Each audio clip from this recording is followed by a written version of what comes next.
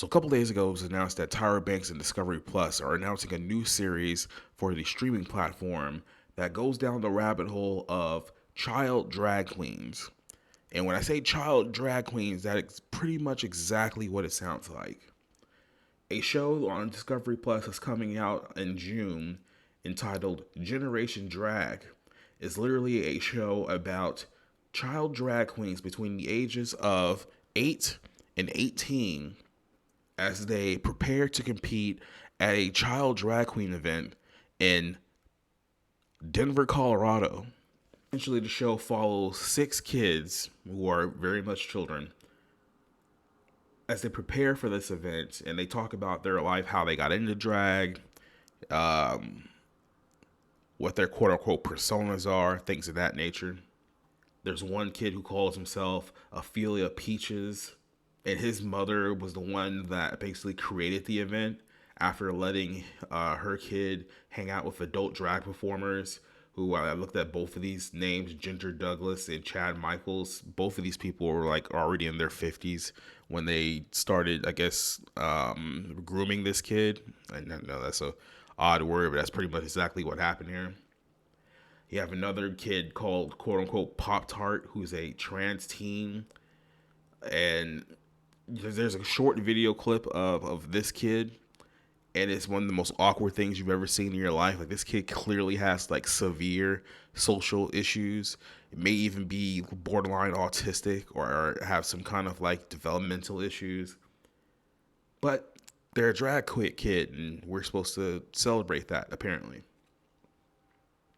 And there's a few others on here. I mean, there's a kid named Vanessa Shimmer. There's a kid named Nemo. And then there's another kid called Dunkashay Marone, who literally has been in these drag culture and pride parades since he was like a 9-year-old kid, which obviously this has been a huge battle in the state of Florida over the last, I guess you could say a few weeks now, about a little over a month, about LGBTQ teachers grooming children and whether they should be allowed to, in school, teach them about gender ideology and sexual orientation and things of that nature. And Florida pretty much put a stop to it. But what's happening in Florida is happening in pretty much every other state in the United States. I mean, you heard the whole thing with Libs of TikTok. The left got mad at Libs of TikTok because that account was pretty much exposing what these teachers are saying, that they're doing with these kids, and celebrating the fact that, hey, they're pushing more of this agenda towards children around the same age as the ones that are on this show. I mean, looking at the kids on this show, it's pretty easy to tell that a lot of these kids were, troubled kids, were probably bullied in school. They never really fit in anywhere.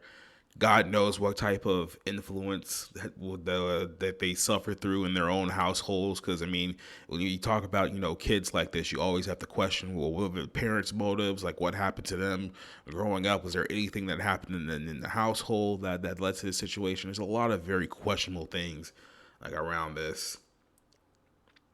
And clearly not a lot of people are happy about it. I mean, if you pretty much go anywhere, whether it's Facebook, Twitter, Instagram, especially the YouTube, there's not a whole lot of support for shows like this. But that doesn't mean that they're going to stop. That just means that they're going to double down on it. Because as we've seen with the left over the last few years, they're going to double down on something whether you like it or not. I mean, the video on YouTube right now has 53 likes to 606 dislikes, and pretty much all of the 175 comments on this video are completely negative. It's like the popular mantra from progressives is that we need to protect quote unquote trans kids. And I ask, well, unless you're Charlize Theron's adopted black child who she claims decided to become trans at the age of 3 years old, who's protecting the children before they even need to become protected as quote unquote trans kids in the first place? I can't imagine a show like this would have went over as well with people, I don't know, 30 years ago, 50 years ago, definitely 70 years ago. There is no more slippery slope at this point. I mean, we're pretty much at the bottom. I don't know if anyone's going to like where we're heading as a country, but we're definitely going there unless something changes and changes in a hurry.